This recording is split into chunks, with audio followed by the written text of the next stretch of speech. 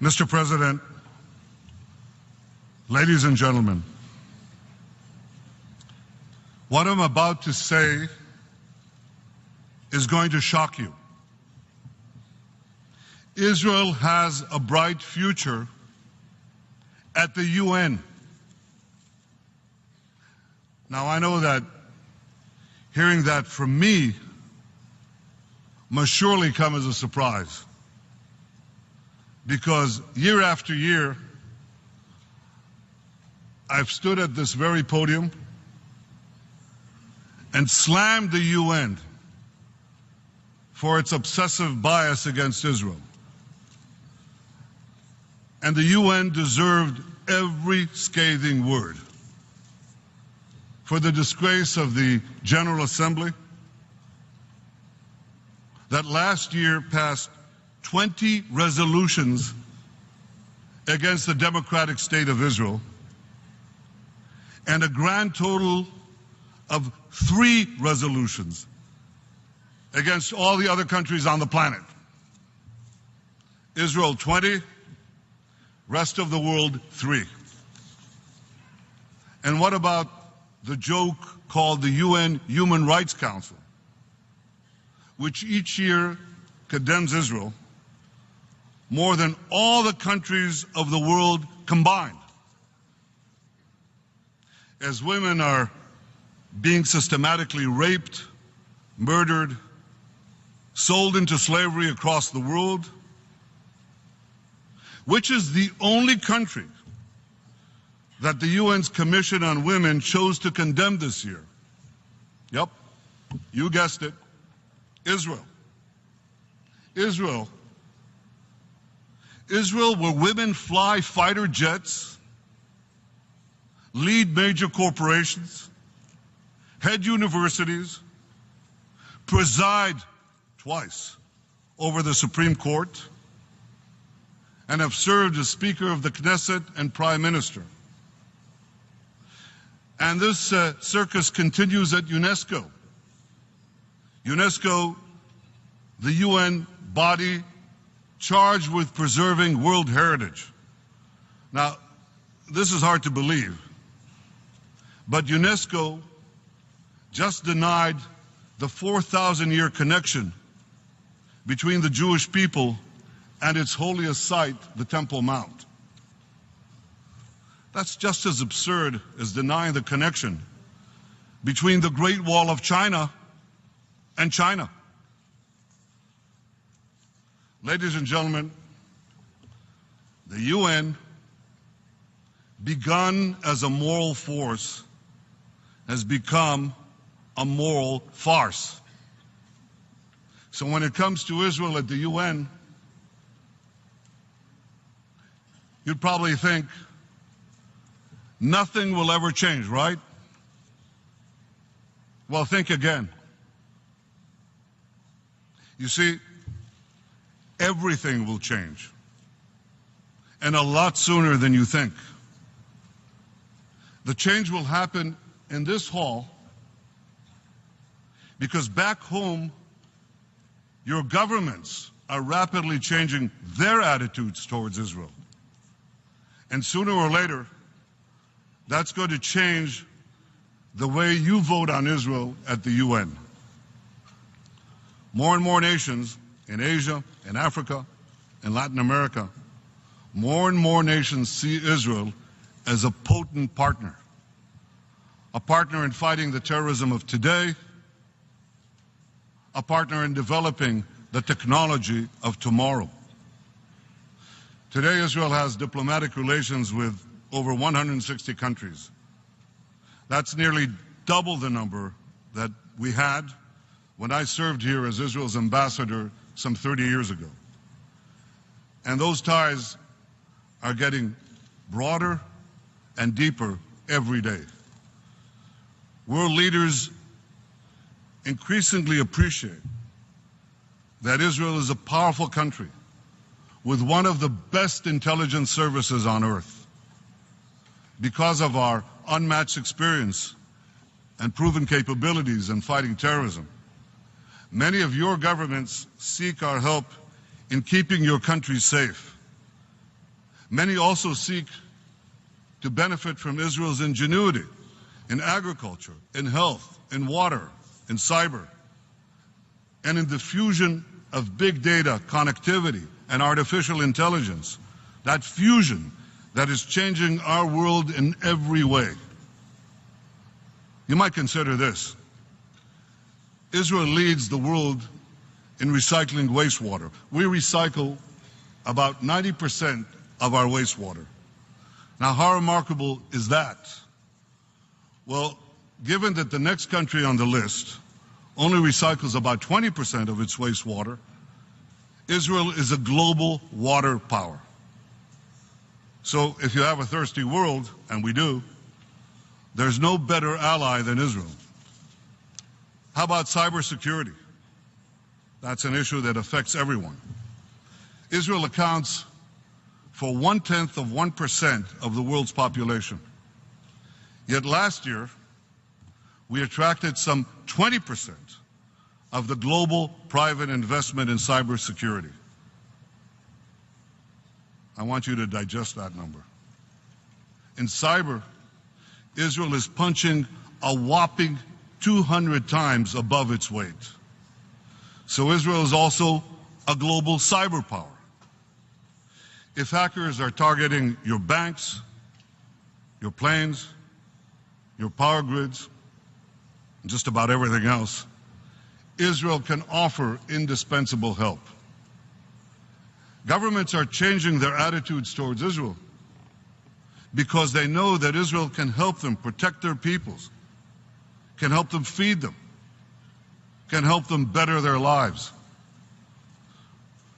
This summer I had an unbelievable opportunity to see this change so vividly during an unforgettable visit to 4 African countries. This is the first visit to Africa by an Israeli prime minister in decades. Later today, I'll be meeting with leaders from 17 African countries. We'll discuss how Israeli technology can help them in their efforts to transform their countries. In Africa, things are changing. In China, India, Russia, Japan, attitudes towards Israel have changed as well. These powerful nations know that despite Israel's small size, it can make a big difference in many, many areas that are important to them. But now I'm going to surprise you even more. You see, the biggest change in attitudes towards Israel is taking place elsewhere. It's taking place in the Arab world. Our peace treaties with Egypt and Jordan continue to be anchors of stability in the volatile Middle East. But I have to tell you this. For the first time in my lifetime, many other states in the region recognize that Israel is not their enemy. They recognize that Israel is their ally. Our common enemies are Iran and ISIS. Our common goals are security, prosperity, and peace. I believe that in the years ahead, we will work together to achieve these goals, work together openly. So Israel's diplomatic relations are undergoing nothing less than a revolution. But in this revolution, we never forget that our most cherished alliance, our deepest friendship, is with the United States of America, the most powerful and the most generous nation on earth.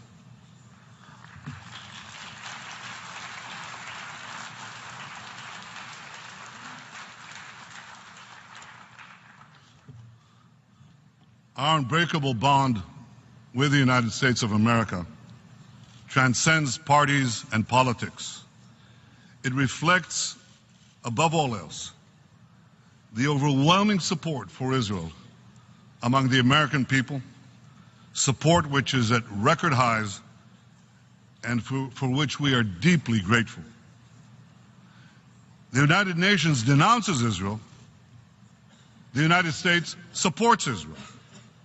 And a central pillar of that defense has been America's consistent support for Israel at the UN. I appreciate President Obama's commitment to that long-standing U.S. policy. In fact, the only time that the United States cast a UN Security Council veto during the Obama presidency was against an anti-Israel resolution in 2011. As President Obama rightly declared at this podium, peace will not come from statements and resolutions at the United Nations. I believe the day is not far off when Israel will be able to rely on many, many countries to stand with us at the UN. Slowly but surely, the days when UN ambassadors reflexively condemn Israel, those days are coming to an end. Ladies and gentlemen, today's automatic majority against Israel at the UN reminds me of the story, the incredible story of Hiro Onoda. Hiro was a Japanese soldier who was sent to the Philippines in 1944. He lived in the jungle. He scavenged for food. He evaded capture. Eventually he surrendered. But that didn't happen until 1974, some 30 years after World War II ended. For decades, Hiro refused to believe the war was over. As Hiro was hiding in the jungle, Japanese tourists were swimming in pools in American luxury hotels in nearby Manila. Finally, mercifully, Hiro's former commanding officer was sent to persuade him to come out of hiding. Only then did Hiro lay down his arms. Ladies and gentlemen, distinguished delegates from so many lands, I have one message for you today. Lay down your arms. The war against Israel at the UN is over. Perhaps some of you don't know it yet, but I'm confident that one day, in the not-too-distant future, you will also get the message from your president or from your prime minister informing you that the war against Israel at the United Nations has ended. Yes, I know, there might be a storm before the calm. I know there's talk about ganging up on Israel at the UN later this year. Given its history of hostility towards the UN, or towards Israel rather, does anyone really believe that Israel will let the UN determine our security and our vital national interests? We will not accept any attempt by the UN to dictate terms to Israel. The road to peace runs through Jerusalem and Ramallah, not through New York. But regardless of what happens in the months ahead, I have total confidence that in the years ahead, the revolution in Israel's standing among the nations will finally penetrate this hall of nations. I have so much confidence, in fact, that I predict that a decade from now, an Israeli prime minister will stand right here where I'm standing and actually applaud the UN. But I want to ask you, why do we have to wait a decade? Why keep vilifying Israel? Perhaps because some of you don't appreciate that the obsessive bias against Israel is not just a problem for my country, it's a problem for your countries too. Because if the UN spends so much time condemning the only liberal democracy in the Middle East, it has far less time to address war, disease, poverty, climate change, and all the other serious problems that plague the planet? Are the 500,000 slaughtered Syrians helped by your condemnation of Israel? The same Israel that has treated thousands of injured Syrians in our hospitals, including a field hospital that I built right along the Golan Heights border with Syria.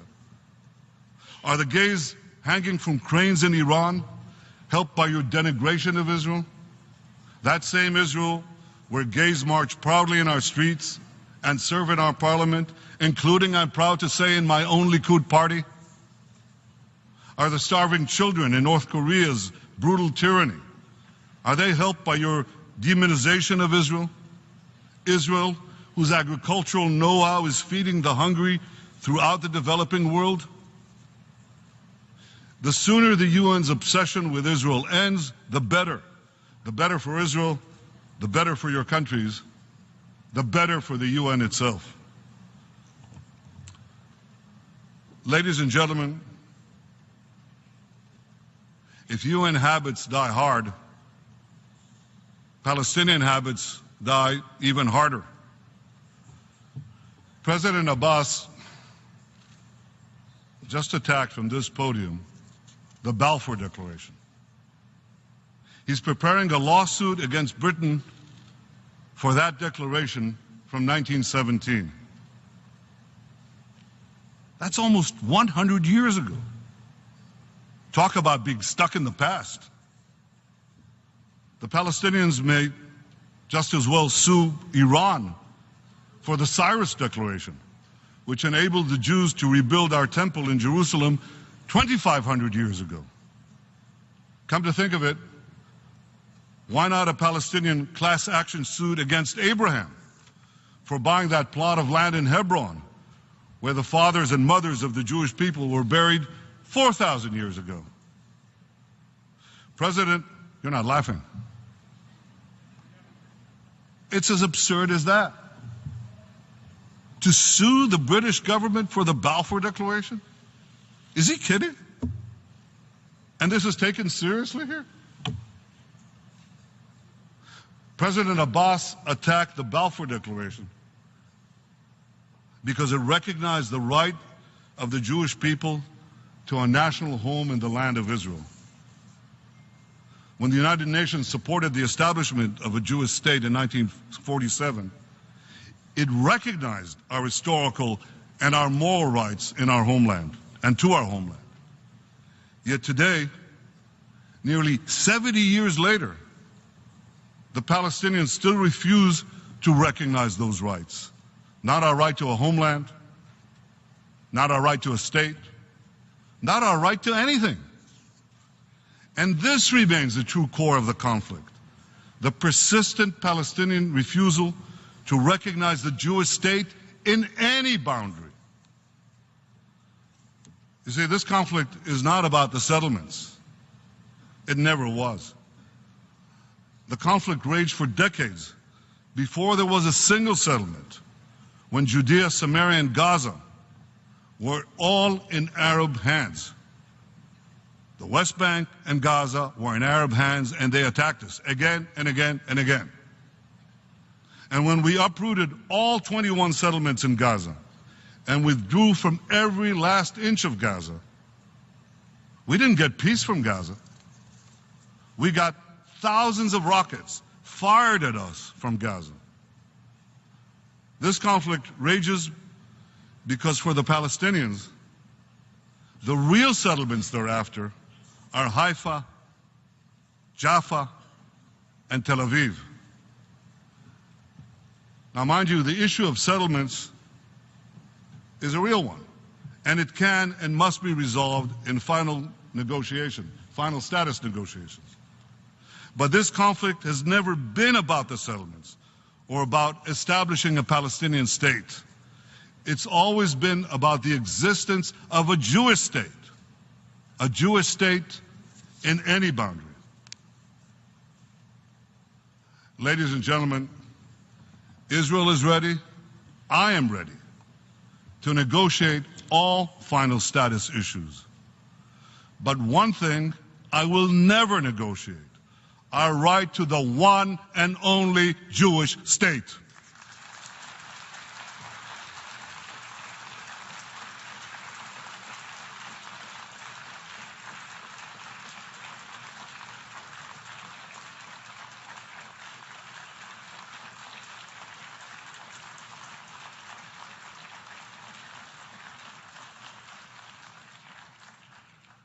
Wow, sustained applause for the Prime Minister of Israel and the General Assembly.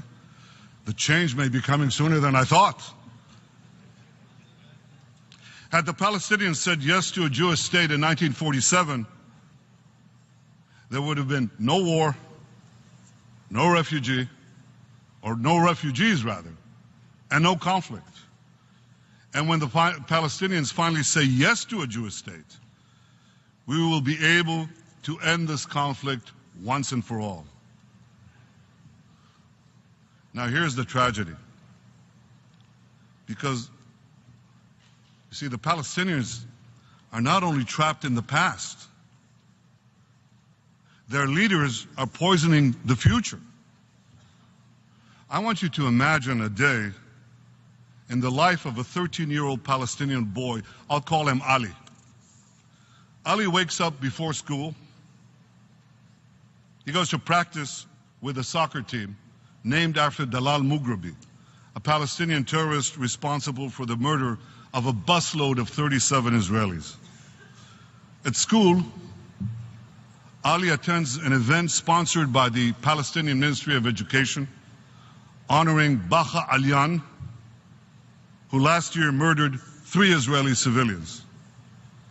On his walk home, Ali looks up at a towering statue erected just a few weeks ago by the Palestinian Authority to honor Abu Sukar, who detonated a bomb in the center of Jerusalem, killing 15 Israelis. When Ali gets home, he turns on the TV and sees an interview with a senior Palestinian official, Jibril Rajoub, who says that if he had a nuclear bomb, he detonated over Israel that very day. Ali then turns on the radio and he hears President Abbas's advisor, Sultan Abu el-Ainin, urging Palestinians, here's a quote, to slit the throats of Israelis wherever you find them. Ali checks his Facebook and he sees a recent post by President Abbas's Fatah party calling the massacre of 11 Israeli athletes at the Munich Olympics a, quote, heroic act. On YouTube, Ali watches a clip of President Abbas himself saying, "We welcome every drop of blood spilled in Jerusalem." Direct quote. Over dinner, Ali asked his mother, what would happen if he killed a Jew and went to an Israeli prison? Here's what she tells him. She tells him he'd be paid thousands of dollars each month by the Palestinian Authority. In fact, she tells him, the more Jews he would kill, the more money he'd get. Oh, and when he gets out of prison, Ali would be guaranteed a job with the Palestinian Authority. Ladies and gentlemen, all this is real. It happens every day, all the time. Sadly, Ali represents hundreds of thousands of Palestinian children who are indoctrinated with hate every moment, every hour. This is child abuse. Imagine your child undergoing this brainwashing. Imagine what it takes for a young boy or girl to break free out of this culture of hate. Some do, but far too many don't. How can you expect how can any of us expect young Palestinians to support peace when their leaders poison their minds against peace? We in Israel don't do this. We educate our children for peace. In fact, we recently launched a pilot program, my government did, to make the study of Arabic mandatory for Jewish children so that we can better understand each other, so that we can live together side by side in peace. Of course, like all societies, Israel has fringe elements. But it's our response to those fringe elements. It's our response to those fringe elements that makes all the difference. Take the tragic case of Ahmed Dawabshe. I'll never forget visiting Ahmed in the hospital just hours after he was attacked. A little boy, really a baby. He was badly burned. Ahmed was the victim of a horrible terrorist act perpetrated by Jews. He lay bandaged and unconscious as Israeli doctors worked round the clock to save him. No words could bring comfort to this boy or to his family. Still, as I stood by his bedside, I told his uncle, "This is not our people. This is not our way." I then ordered extraordinary measures to bring Ahmed's assailants to justice. And today, the Jewish citizens of Israel, accused of attacking the Dawabshe family, are in jail, awaiting trial. Now, for some, this story shows that both sides have their extremists, and both sides are equally responsible for this seemingly endless conflict. But what Ahmed's story actually proves is the very opposite. It illustrates the profound difference between our two societies. Because while Israeli leaders condemn terrorists, all terrorists, Arabs and Jews alike, Palestinian leaders celebrate terrorists. While Israel jails the handful of Jewish terrorists among us, the Palestinians pay thousands of terrorists among them.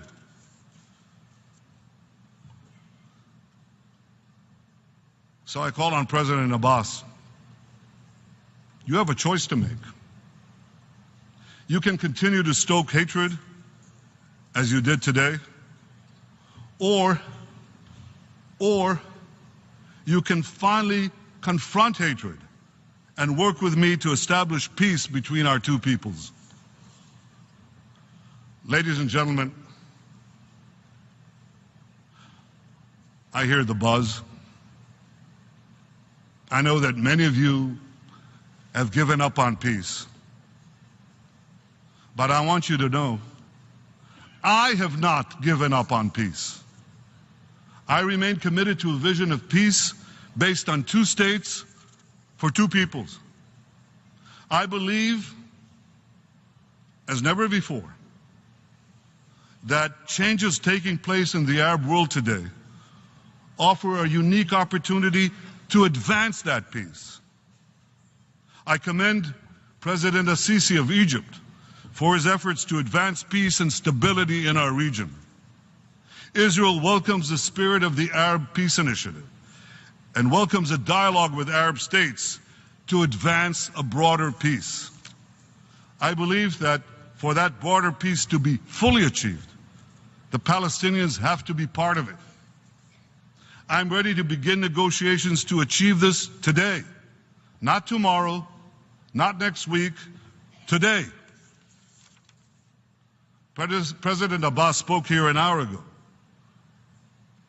Wouldn't it be better if instead of speaking past each other, we were speaking to one another? President Abbas, instead of railing against Israel at the United Nations in New York, I invite you to speak to the Israeli people at the Knesset in Jerusalem. And I would gladly come to speak to the Palestinian parliament in Ramallah. Ladies and gentlemen, while Israel seeks peace with all our neighbors, we also know that peace has no greater enemy than the forces of militant Islam. The bloody trail of this fanaticism runs through all the continents represented here. It runs through Paris and Nice, Brussels and Baghdad, Tel Aviv and Jerusalem, Minnesota and New York, from Sydney to San Bernardino, So many have suffered its savagery. Christians and Jews, women and gays, Yazidis and Kurds, and many, many others. Yet the heaviest price of all, has been paid by innocent Muslims. Hundreds of thousands mercilessly slaughtered, millions turned into desperate refugees, tens of millions brutally subjugated. The defeat of militant Islam will thus be a victory for all humanity, but it would especially be a victory for those many Muslims who seek a life without fear, a life of peace, a life of hope. But to defeat the forces of militant Islam, we must fight them relentlessly. We must fight them in the real world. We must fight them in the virtual world. We must dismantle their networks, disrupt their fundings, discredit their ideology. We can defeat them, and we will defeat them. Medievalism is no match for modernity. Hope is stronger than hate. Freedom mightier than fear. We can do this. Ladies and gentlemen, Israel fights this fateful battle against the forces of militant Islam every day. We keep our borders safe from ISIS. We prevent the smuggling of game-changing weapons to Hezbollah in Lebanon. We foil Palestinian terror attacks in Judea, Samaria, the West Bank. And we deter missile attacks from Hamas-controlled Gaza. That's the same Hamas terror organization that cruelly, unbelievably cruelly, refuses to return 3 of our citizens and the bodies of our fallen soldiers, Oron Shaul and Hadar Golden. Hadar Golden's parents, Leah and Simcha Golden, are here with us today. They have one request: to bury their beloved son in Israel. All they ask for is one simple thing: to be able to visit the grave of their fallen son Hadar in Israel. Hamas refuses. They couldn't care less. I implore you to stand with them, with us, with all that's decent in our world, against the inhumanity of Hamas, all that is indecent and barbaric. Hamas breaks every humanitarian rule in the book. Throw the book at them. Ladies and gentlemen, the greatest threat to my country, to our region, and ultimately to our world remains the militant Islamic regime of Iran. Iran openly seeks Israel's annihilation. It threatens countries across the Middle East. It sponsors terror worldwide. This year, Iran has fired ballistic missiles in defiance, direct defiance of Security Council resolutions. It has expanded its aggression in Iraq, in Syria, in Yemen. Iran, the world's foremost sponsor of terrorism, continued to build its global terror network. That terror network now spans 5 continents. So my point to you is this: the threat Iran poses to all of us is not behind us, it's before us. In the coming years, there must be a sustained and united effort to push back against Iran's aggression and Iran's terror. With the nuclear constraints on Iran 1 year closer to being removed, let me be clear.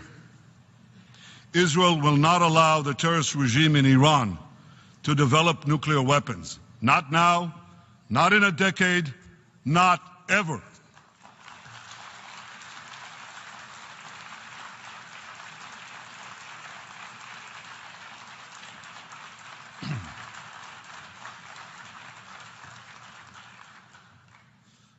Ladies and gentlemen, I stand before you today at a time when Israel's former president, Shimon Peres, is fighting for his life. Shimon is one of Israel's founding fathers, one of its boldest statesmen, one of its most respected leaders. I know you will all join me and join all the people of Israel in wishing him refuah shlema Shimon, a speedy recovery. I've always admired Shimon's boundless optimism. And like him, I too am filled with hope.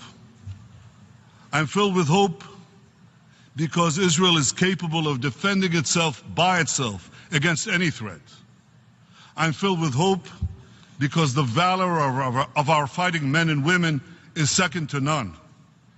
I'm filled with hope because I know the forces of civilization will ultimately triumph over the forces of terror. I'm filled with hope because in the age of innovation, Israel, the innovation nation, is thriving as never before. I'm filled with hope because Israel works tirelessly to advance equality and opportunity for all its citizens, Jews, Muslims, Christians, Druze, everyone.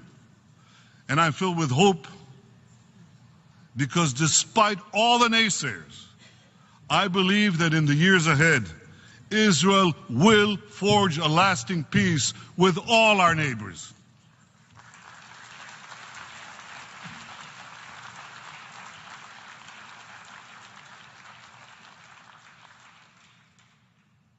Ladies and gentlemen,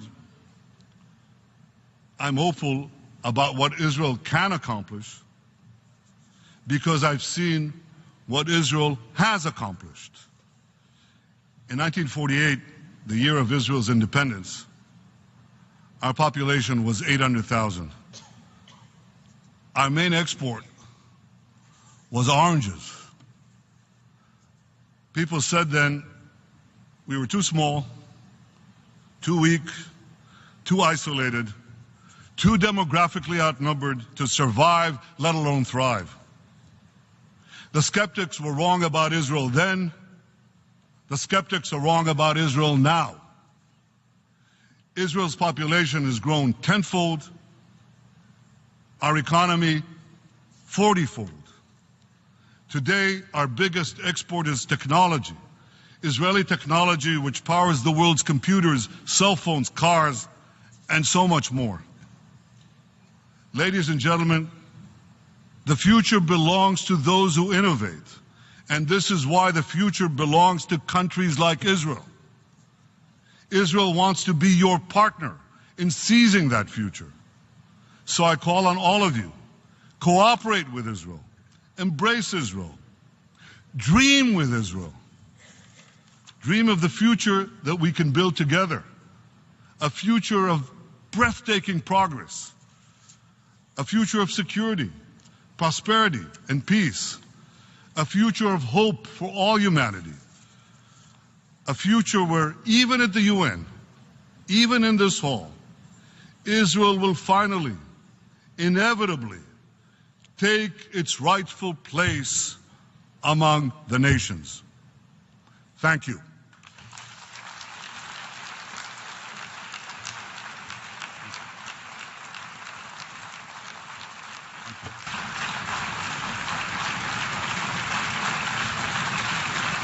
Thank you very much.